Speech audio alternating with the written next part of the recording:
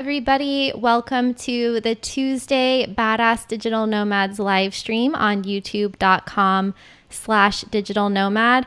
And today, surprise, we're using a new live streaming software because Google Hangouts is no more. Rest in peace, Google Hangouts. YouTube kicked Google Hangouts off of the live streaming platform. So today is a new day with new software. So patience, please, just in case something goes wrong. Yes, we have Walt here. He says good afternoon. So this means that it's working. Let me refresh my website. Very cool. So I was just talking to our guest and we were talking about how change can be good because I was so used to using Google Hangouts that has really limited functionality. And now I've gone through a multi-hour research process this morning on all the different live streaming options that there are. And now I've learned a lot. And hey, I'll probably even make a video about it. So what I'm going to do is go live on YouTube, Traveling with Kristin, to tell people that I'm here because I canceled the live streams the last couple weeks. So let's go and tell all of our fans and friends where we are. Okay. Well, I am using Ecamm Live, so I will let you know my full review when this is over. Here we go. So you're going to get a notification. Hi, everybody. It's Kristin. I just wanted to let you know that today we do have a live stream. It's happening right now with Jari of the Personal Growth Lab, who is an expert on productivity, personal finance, and peak performance. So come over to youtube.com/digital nomad and join us live right now and get your questions ready. All right. This is behind the scenes live video. Okay. Did you get that notification, Walt, from the other channel? Okay. Who else is here today? Is Tech Lords here today? Who's hanging out? All right, guys. So I'll go ahead and introduce our amazing guest today. Let me read his bio. All right, here we go. And I'll bring him on. So restarting. We are, everything's working. Okay. So today I am so happy to welcome Jari on the show again. Now, I first recorded with Jari in person in Amsterdam earlier in 2019, but sadly it was before I had this microphone and the Scarlett monitor or recording devices, and the sound quality was sadly not up to par, but the content and the quality and the value of what he said was. And so I had to have him back on the show to share his tips and wisdom with you guys on productivity, peak performance, personal finance, and some of his work from home and travel hacks. So Jari is the founder of the Personal Growth Lab, and he's helping people achieve their goals in business, in personal life, and he has gone on his own journey over the last 5 years from being really down and depressed about working in a 9-to-5 job, quitting his job, hitting rock bottom, and then coming back to build his own online business. And he has such an inspiring story and has achieved so much success online. He also has courses on Udemy on his website. He's helped thousands of people achieve their goals, and he is a top writer on Medium in productivity and technology and entrepreneurship. So welcome back to the show, Jari. Let's see if we can get you back here. Welcome. Thank you for having me here. Am I live as well right now? I think you are live now. I'm just going to check on the I didn't get any notification, but Okay, let's just make sure New it's coming. software, right? Always a blessing. Yeah, we're testing this out in person. So Walt and oh yes, there you are. Okay, I have Yeah, now perfect. confirmed that you are on the screen. So That's great. Well, Jari, thank you for the introduction. oh, you're welcome. Thank you for all of the great work that you're doing in the world. So for any of you guys who don't know, I saw one of Jari's articles on Medium and I thought that he was so cool that I reached out to him and we started chatting and then we met up in person about 24 hours later at a co-working space in Amsterdam. So that's how it works these days. When you see somebody or something that resonates with you, just reach out to them. You never know what can happen. A friendship can develop out of it. A business partnership can develop out of it. You just never know. So, Jari, take us back into when you were working a 9 to 5 and how were you feeling? Bring us back to that moment when you were sitting at your desk and you were like, I just can't do this anymore. I know there has to be more to life. I need to make a change. What was going through your head and when was that? Sure. So this was when I was about 18, 19 years old. And I took like a gap year, which is quite common in Europe. So you finish high school and then you take a gap year to get like to travel or get some work experience. So I decided to get some work experience at a 9 to 5 job, basically, a solar panel company. And I remember like going all in with it. Like it was my first real full-time job.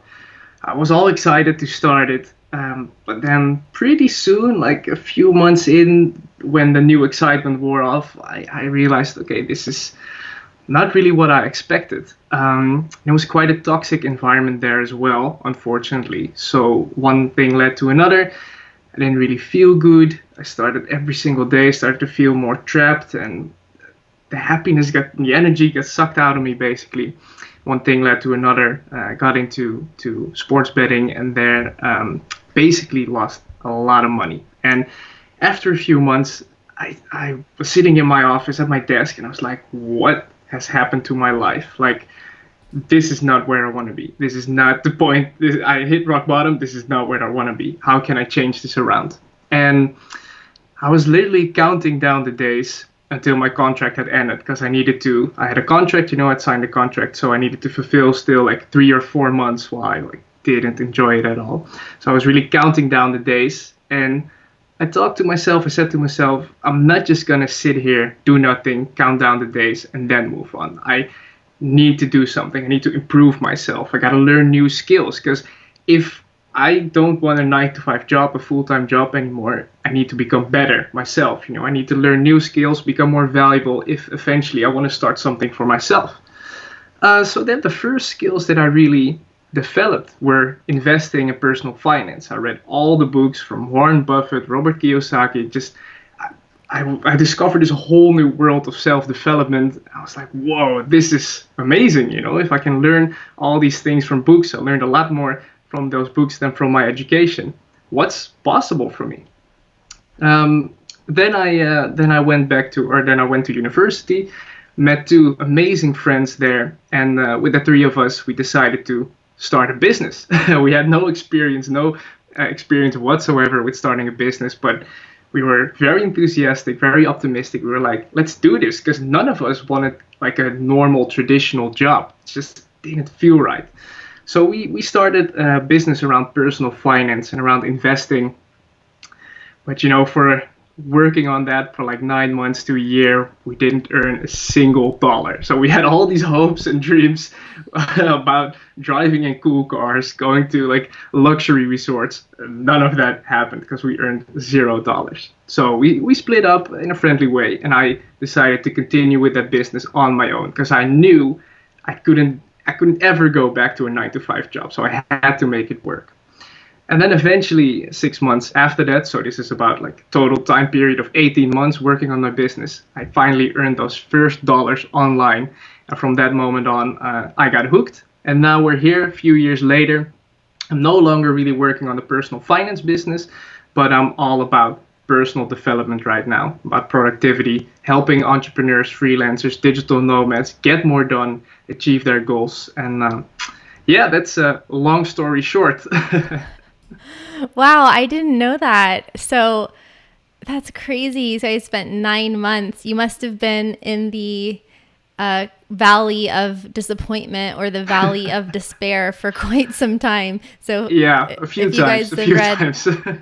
if you've read well, I know Jari has read Atomic Habits, but if any of you guys listening or watching have read Atomic Habits, you know, if you get into the valley of disappointment in entrepreneurship and you don't keep going, that's where things end. So was the business that you were doing then, is it similar business to what you're doing now, or what changed? How did you go from working with two business partners making zero money to working by yourself and making a living?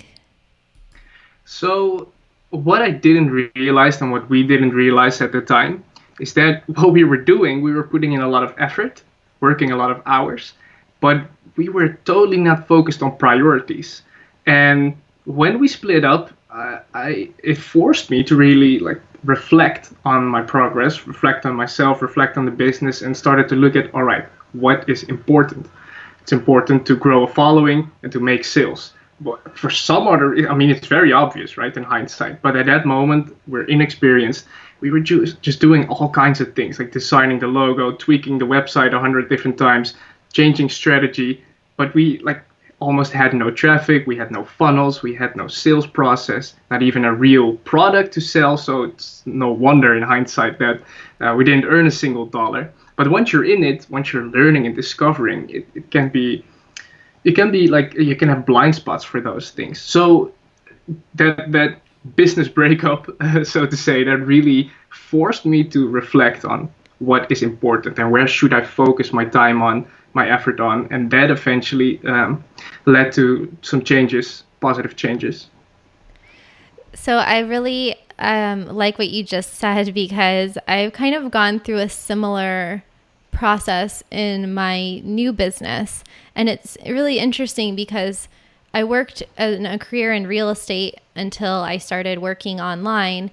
And my first online business was not a business. I didn't have a business plan. I didn't have investors. I didn't have really anything set up. I just had a solution to a problem. So in 2011, a bunch of poker players lost their money and lost their ability to make a living playing poker online because of regulatory changes. And so I offered them a solution, a service to relocate really quickly to a foreign country in a matter of days or weeks and have everything set up for them so that they could get back to work really quickly. So I didn't even have a website. I just had people getting referred to me, and basically already had clients or people asking me for the service, ready to pay for the service before I ever had a website. And then I built the website based off what they asked me for. And that was in May of 2011. So I launched the website in August. So I already had clients between May and August. Conversely, with my new business, that is more of a long-term brand building and content to share with people how to basically recreate this kind of lifestyle that I've been helping people achieve for over a decade.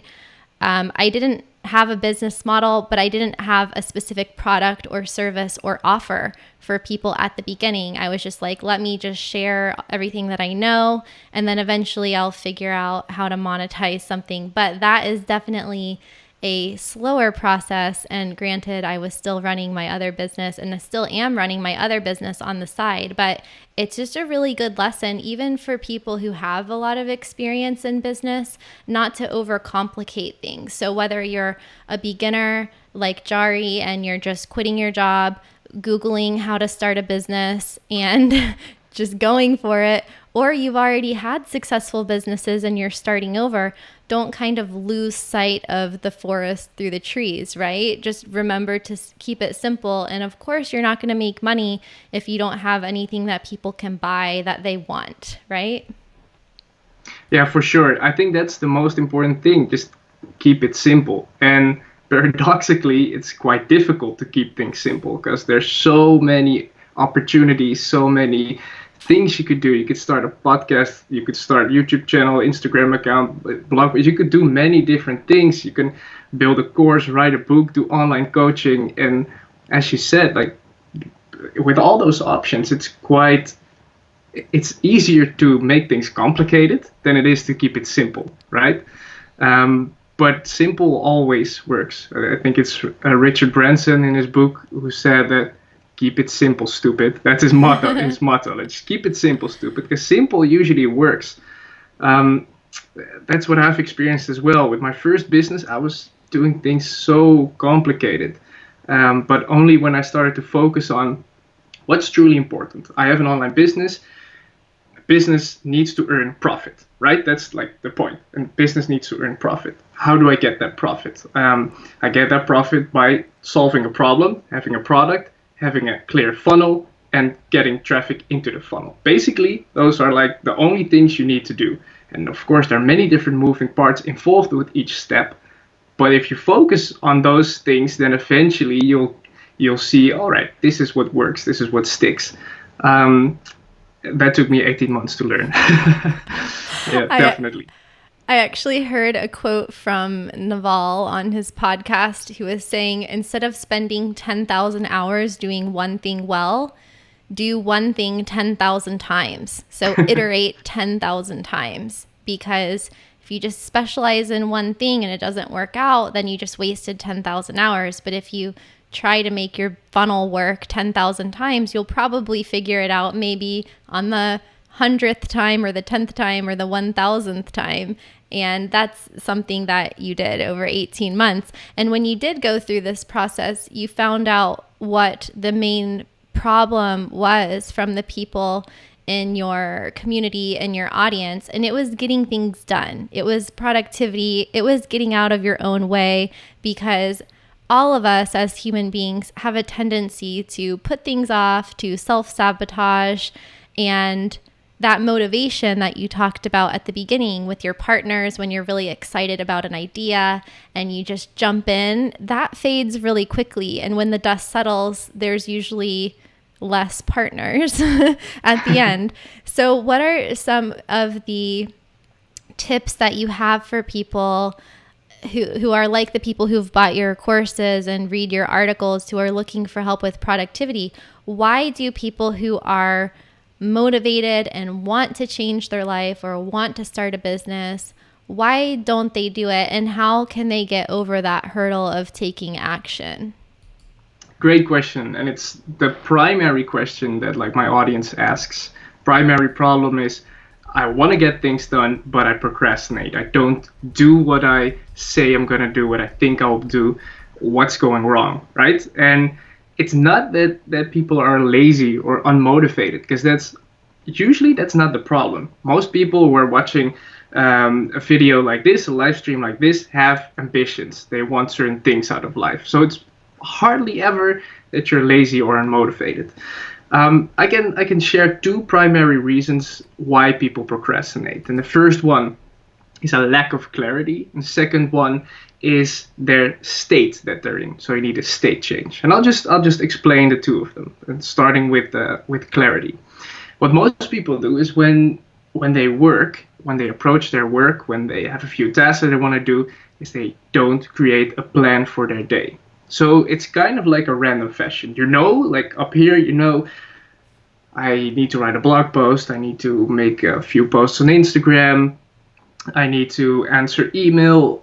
But then they just start working without a clear plan. And that is a recipe for disaster, because it's too ambiguous. It's too vague, basically. And the brain really, really doesn't enjoy anything that's ambiguous, because if it's ambiguous, it's basically the unknown, and the unknown means it's a potential danger, and we're not going to move into a potential danger.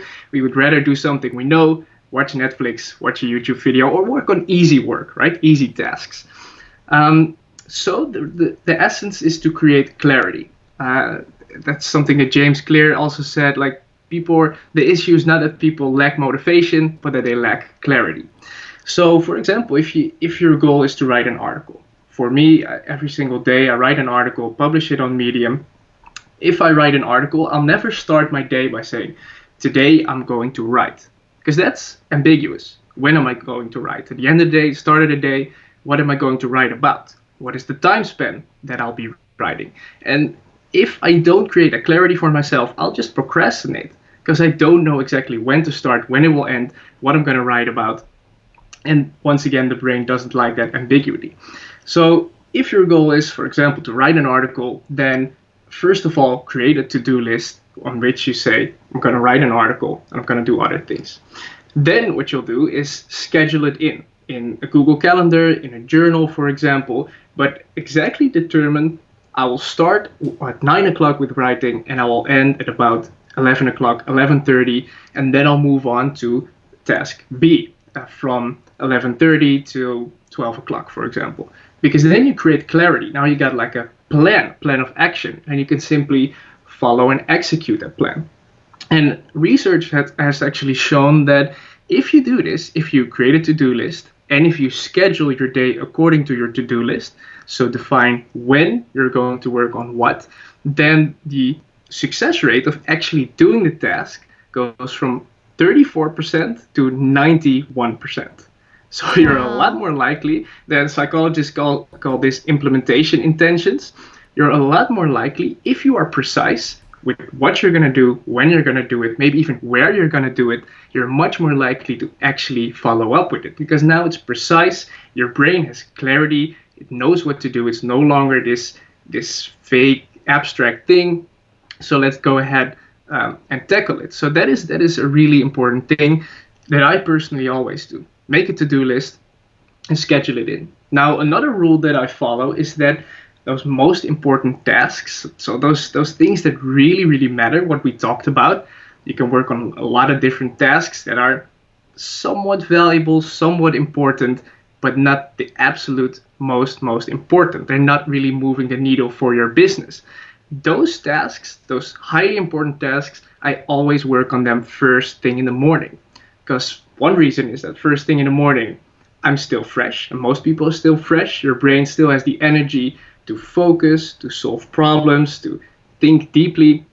Later on in the day, you have less energy, so you'll have less focus. It will be harder to solve problems. You'll have less willpower, and you're much more likely to procrastinate, postpone it to tomorrow, which usually stays tomorrow, right? Yeah. So by having that rule of working on the most important task first thing in the morning, I simply cannot procrastinate on it because it's the first thing that I'm going to work on. And doing so will make you very, very consistent. So it's basically the clarity part, right? You got to make it precise. You got to define exactly, this is what I'm going to do. This is going to work, what I'm going to work on from that time until that time. So by the way, if there are any questions from the live stream, just ask them and I'm willing to answer it right in the middle. Yes, actually, so we have a couple questions that are related to what you just said. And just to add like a personal anecdotal story, I have done a lot of research on this as well, because one of the big concerns for companies when their employees are going to work remotely is are they going to be productive? And then it's also a concern if you're self-employed or if you're a freelancer, like how do you structure your day so you can get things done? The worst case scenario is just waiting around all day to do your work at the last minute, and then you waste the day, you're tired, your work quality suffers, and you're stressed out, and then you're not sleeping. And it's like this chain reaction of events. And there's also research that shows that remote workers work more hours per day because we have trouble disconnecting from our work. And so some of the things that I have put into place are to have a dedicated workspace, whether I'm traveling on the road or whether I'm at a home base back in the US. And I also, one of the things I really like that James Clear talks about, and also Ben Hardy talks about this a lot on Medium and in his book, Willpower Doesn't Work. So Atomic Habits and Willpower Doesn't Work are two books that have a really similar theme, because they're talking about how people are a product of our environments. And so one of the advantages of being a digital nomad is that you can choose your work environment, and you can use that to your advantage. So, for example, in Amsterdam, we decided to meet at a co-working space to film a video in a super cool room. Like now I have that co-working space associated with working with people, with recording a podcast. Whereas in Amsterdam, on the days that I wanted to go and write, I would go to a specific hotel lobby where I didn't have access to the internet. I would just go and write. And when I wanted to do strategy session, I would go to the top of one of the museums with a view of the waterfront, or I would go to the library to the top floor, and I would just gaze out over the water and do strategy work. And so I would associate that with big, expansive thinking. And so if you're not a digital nomad and you can't just go to some like fancy schmancy hotel wherever you are and, do work that's associated with that environment, you can actually do things like choose a specific chair that you sit in to relax, like to read or to watch TV, or a table that you go to write, or a space that, like a desk space that you go to do your work, and even a space to use your cell phone. Because if you're using your cell phone for every single task that you have, from social media to your calendar and whatever, things can get multiple different cues. So let's say you have like a certain couch or chair where you go to just kick back and scroll Instagram. That's going to be a lot different than, if you're at your desk, you probably shouldn't have your phone with you anyway. So I have a question as to what is your number one tip for people who are working from home on how to be productive? And then Walt's question is, what productivity app or software do you use? So it's kind of intertwined, but is that one and the same tip, or do you have two different tips?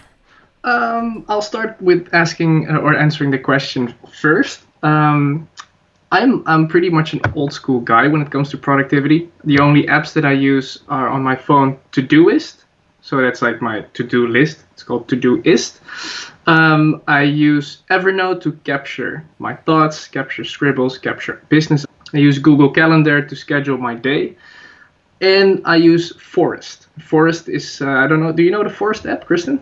No, it's a pretty cool app. It's a pretty cool app that you can put on if you use your phone too much. So if you get distracted by your phone, you can put on the Forest app, and you can set a timer, 20 minutes, 30 minutes, 60 minutes, whatever you want. And if basically the time is up, a tree will have grown and it will go into your digital forest. So it's like making a game out of not getting distracted, not using your phone. So those are basically the apps that I use and the tools that I use. Other than that, I'm really an old school guy, just the journal, writing down notes. That's basically that question. But with your question regarding to working from home, I think the advice you gave is really, really good. And I think it's underrated advice as well, because maybe if you're hearing it, you're like, okay, but separate room for this and a chair for that, like how big of an impact can that have? But it has like a huge, huge impact. And I love what you described as well, that if you do certain types of tasks, you move from location. And I do the exact same thing. I do my writing in a hotel lobby as well. So that's funny that you do it as well. In a hotel lobby, I just write for 2.5 hours. If I take a break, I don't take a break at the same chair that I'm writing in, because you want to keep that space. You want to create a very strong association with, all right, it's go time. If I'm working at this specific place, I won't distract myself. I won't take a break. I won't check social media, but it's just, for me, it's writing time. And then if I want to take a break, I'll just walk around to a different room, right? Then if I work on things like email, answering comments, making Instagram posts, strategizing, I move to an entirely different location. So really that association over time that you create with a certain space or even a certain chair, a certain song that you put on, it's becoming a cue. And that cue that immediately triggers something in your brain. It triggers certain neurons. If you continuously listen to a particular song before you go into like your full focus mode, over time, when you hear that song, your brain will automatically go into focus mode. This has been researched like many different times. So if you work from home, I would definitely recommend that you don't work where you're having fun, where you're relaxing, where you're watching TV, watching Netflix, playing video games, because your brain is really, really confused because that space is normally used for fun. So the neurons in your brain related to fun, related to excitement, related to distraction will literally start to fire because it's the space that it's associating it with. So if you can try to work in a focused way in your living room, in your kitchen, where you're normally having good conversations, where you're having fun, where you're distracted, the brain can't make that switch. It's incredibly difficult for the brain to make that switch from distraction to focus in the same room. So really, indeed, like dedicate, if it's possible, dedicate an entirely different room to your work. Make it your office. If it's not possible, I would recommend having one fixed place in your home where you work. And honestly, I would even say try to find a workplace outside of your home where you do your focused work, the most important tasks. So maybe it's a certain coffee shop, it's a hotel lobby, it's a library. Go there for 2 to 3 hours, deep work, focused work on something important. Then you already have a highly productive day, right? So it's totally worth it. And then you can come back home if you want to do some lighter work, answer emails, check social media, or make social media posts, that kind of stuff. You could do that from home if you would want to. But your most important work, really dedicate a space to it. And repetition over time will really create a strong neuro association between that particular space and deep focused work, and will make it a lot easier to stay focused and really be productive. That is great advice. And so just to summarize that for everyone who's watching and listening, offload motivation to a habitual cue. So offload motivation to your brain, make it a habit so that you don't have to wait around feeling like you need to do work. You can just walk into a space and like osmosis, your brain, your eyes, everything is picking up different cues from the environment. And when you associate one specific environment or even a sound, something, a song with a certain activity, you're going to automatically go into that mode. And it doesn't have to be anything fancy. You could go down the street to your Starbucks. I completed a whole book because I wrote at the same time every single day in Bulgaria. Over 6 weeks, I had the same morning routine, and I went and sat down in the same chair at my kitchen table. I would literally switch sides of the table. So I wrote only from this side, and then after lunch, I would come back, I would move to the other side of the table, and I would do a different type of work. And just something that small can really, really help you. And then when I came back to Florida and I had to edit my book, I was unable to do it in the same chair where I do my work, where I do podcasts, where I edit videos. I needed a different space. And so that became a coffee shop a mile down the road from my house. And as soon as I get in there and I get my iced coffee and I sit down, I know that I'm supposed to write, and it just happens. And so I love those tips. And also, I saw an article this week that said the best productivity system is the simplest one that you use, because there is a learning curve and a switching cost the more apps and the more tools that you have. So I think Jari and I are both old school at that, but it's because it works. So yeah, that's the funny thing with a lot of productivity tools. Like, it can become a form of procrastination, researching the newest productivity tools again and again. It's definitely useful to a certain extent, but if you found some that works, just stick with it, and that repetition will make it the most productive for you. Totally. It can definitely be a distraction. And even Tim Ferriss has said that he uses reading as a distraction, as a way to procrastinate. Yeah. So anything can be. Humans are very creative. We can turn anything into a way to procrastinate. So we could actually even turn work into procrastination, as weirdly as it sounds. Because if you have like a very challenging task that you're kind of like afraid of, or it's kind of intimidating, you don't really want to do it, then most people, what they do is they just start working on easy stuff first. That's not that important anyway. But you feel good because you're working and you're checking off those to-dos and you're busy. And then at the end of the day, you're like, I had a good day of work. But not necessarily a productive day, because that important thing still then didn't get done. So as you said, like, humans have funny ways of procrastinating. And we're all in the same boat. Like, if you're alive, you've procrastinated before. So Yes. don't lie. So I have some lightning round questions for you. And if anybody in the live stream has any questions for Jari, let us know now, because time is ticking.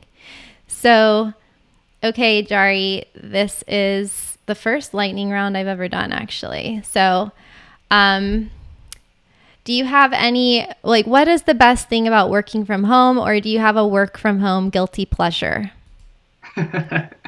So, well, we already discussed the part about, like, preferably not working from home in certain spaces, but sometimes like do light work at home because it's just nice to have that freedom, right? So what I love when I'm, is that the dog in the background? It won't come over on your audio. It'll just be on mine. So, because yours is separate. That makes sense. She's excited, I guess, for the podcast. But it will be on YouTube, though. This is what you get when you go live. Yeah. But anyway, yeah, like a guilty pleasure of working from home. I love just to blast some music. When I have like a break, like put on music real loud. The one time it's hip hop, next time it's John Mayer, like differs all the time. That's what I really love from working from home. And I love just wearing comfortable clothes.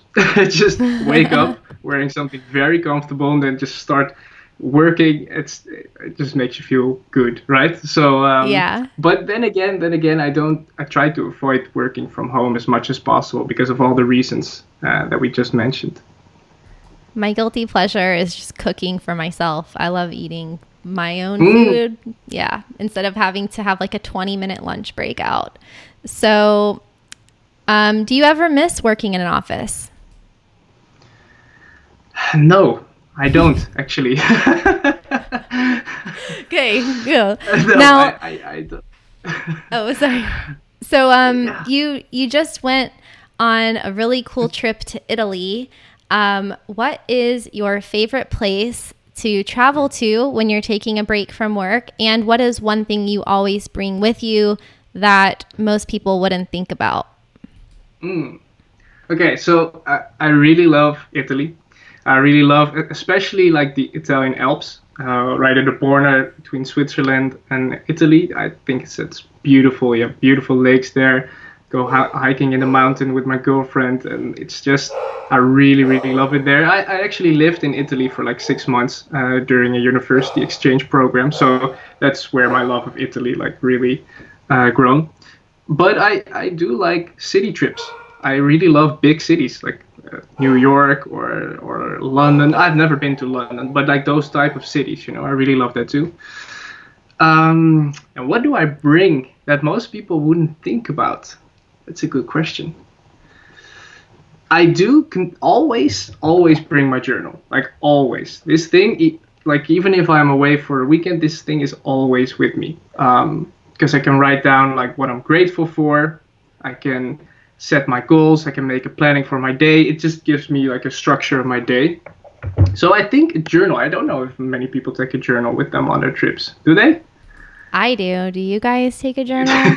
I just joined a SPAR challenge for daily journaling, and these people should not have invited me because I won't miss a day and I will win. I just won $50 in the last SPAR challenge I entered. So that was amazing. Yeah, side note. That's cool. SPAR is good for habits. And profitable. Yes. You can get paid to just have good habits in SPAR. I should be an affiliate of them. Okay, so what is since you do have such great daily habits that you have, it's a learnable skill. Anyone can learn how to have a good habits and a good routine. But what is your favorite way to unwind after work? So my favorite is probably playing a few video games. I've been doing that since I was a child with my friends. And if I had a hard day at work, playing some FIFA with some of my friends. I never really play alone because I don't really enjoy that. But with my friends, I just laugh so much, and I don't think about anything else. I So, think a lot of but I people try can to like, relate.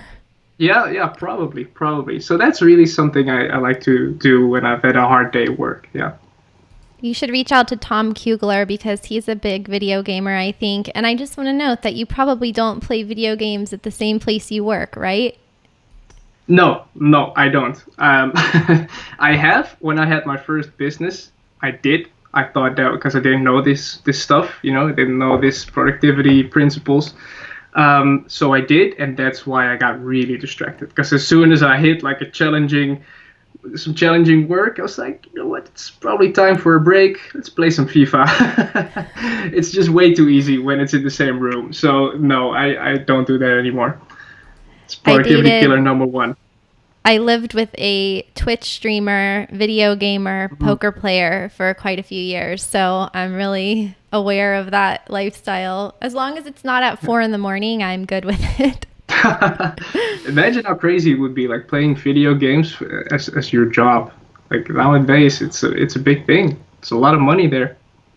A lot of my clients are video gamers actually and Twitch Really? streamers. Wow. So and they came from, some of them went from playing professional video games in South Korea to playing professional poker. And so yeah, it's a really cool Good. subculture that a lot of people don't. Well, billions of people know about gamers though. Yeah, it's on the Um rise.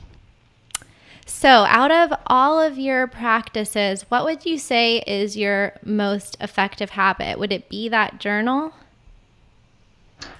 I would say it's my morning routine because journaling is included in my morning routine. And my morning routine is like one flow.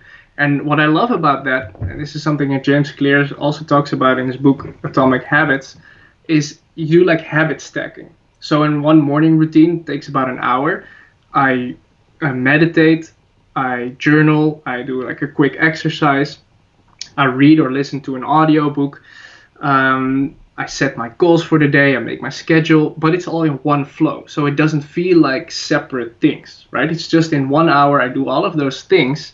And it amazes me that every single day that I do my morning routine is it's basically a productive day. Even if I didn't get to do everything on my to-do list, it's still a productive day because I got like my priorities in order. I know what to focus on. I'm feeling calm. I'm feeling good because of the meditation, the exercise, taking a cold shower. And on the days that I don't do it, I clearly notice that I'm a bit like all over the place. Sometimes it happens that I don't do my morning routine for 1 or 2 days, and then I'm like distracted easier, I'm much less productive. I'm, like I said, just wandering around, and then I'm like, okay, gotta get back on the morning routine instantly because it's like a keystone habit that makes the rest of my day a lot better.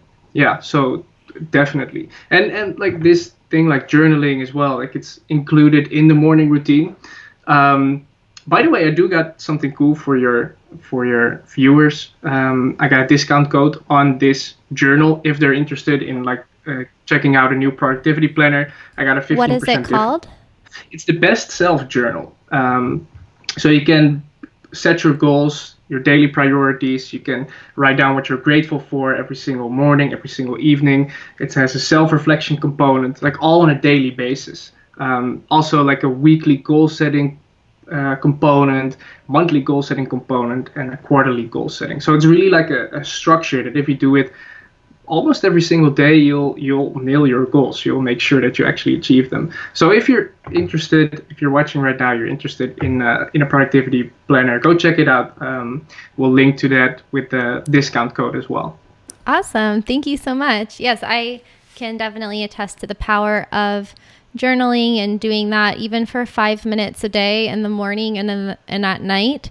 And I have a very similar practice. So that is awesome. It has really changed my life when I'm consistent with it, and I bring it with me when I travel. I bring my journal and I bring my morning routine, and you can do it anywhere, and it will just help you be grounded regardless of which location you're in, and help your brain lock into that pattern of what you're going to do that day and let your nervous system relax a little bit when you're outside of your comfort zone. So speaking of Exactly. travel, You are from the Netherlands, one of my favorite places. I've got a lot of videos about Amsterdam and the Netherlands. What are some of the reasons that you think that people should visit your country? Well, so for digital nomads, and you can probably agree with this, Dutch people, and especially in Amsterdam, are very entrepreneurial. There are a lot of like freelancers, digital nomads, entrepreneurs there to connect. So if you're interested in that, I think it's a really good place. Um, Other reasons, I think Amsterdam. I love the city. I'm really in love with the city. It's you're walking through history with all the old buildings, with the canals.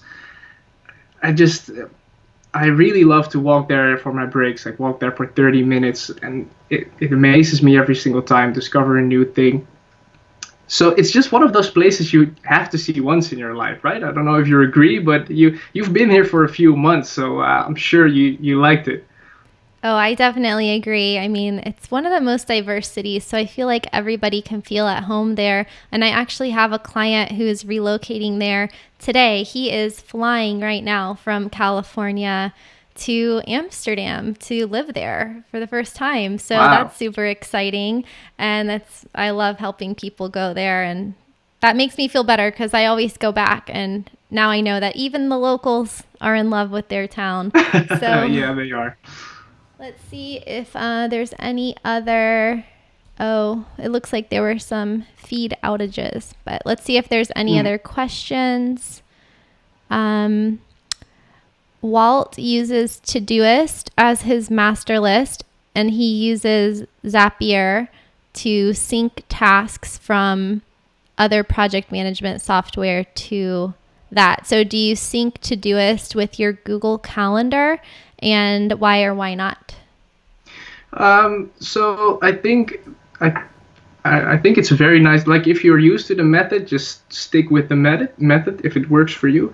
Personally, I just write down my to-dos on Todoist and then transfer them manually to my schedule. And that's because I don't necessarily have that many to-dos every single day. And that's because I'm very strict and disciplining myself in minimizing the things that I have to do.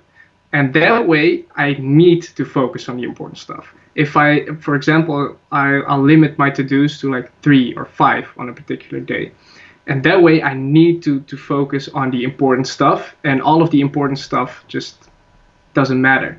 Um, Now, I know for some people that's not possible because of the way your job is structured or the type of business you have. So I think if this method works for you, definitely stick with it. Personally, I transfer it manually. Okay, so that was the answer to Walt's question, and I think that that is a really good tip because simplicity is best. And then if you accomplish those two, even one or two or three really important things in one day, you've moved the needle and you can relax and play video games happily ever after until tomorrow. Exactly. All right. Well, thank you so much, Jari, for coming back on the show. And if people want to learn more about your work and read your productivity tips and your articles every day, where should they go? They can go to thepersonalgrowthapp.com. There you can just check out all my articles. You can download my productivity guide, 27 productivity hacks for free if you want to, or you can follow me on medium.com. If you just search for my name, Jari Romer, then you'll find me there. Awesome. Thank you so much. And I hope to see you again soon in Amsterdam. We'll have to ride our bikes somewhere to a hotel and go right. Exactly, we'll do that. We'll definitely do that once you're here. Go in Okay. hyper focus mode. Perfect. That's another tip is being around people that are on the same wavelength as you guys. So even if you live on different continents or in different countries, you can still interact with people remotely. And that's what we're all doing here today. So thank you guys for tuning in to Badass Digital Nomads. And we will be back every week with another episode, either live here on youtube.com/digital nomad or wherever you get your podcasts. So today we were doing the live recording with Jari, but over on Apple Podcasts, Spotify, Google Play, you can get today's audio episode, which is about artificial intelligence and how to know if your job is at risk of being eliminated by AI or outsourcing and what you can do about it. Because this is something that everybody from blue collar, white collar, regardless of what career you're in, this is something that's going to affect everyone in the next couple decades. So check out that episode out today. And if you have Apple, make sure to leave a 5-star review so that other people can find this podcast too. And thanks, guys. See you next time. Bye, Jari. Bye. See you next time. Thank you for having me. Bye, chat. See you guys on Sunday.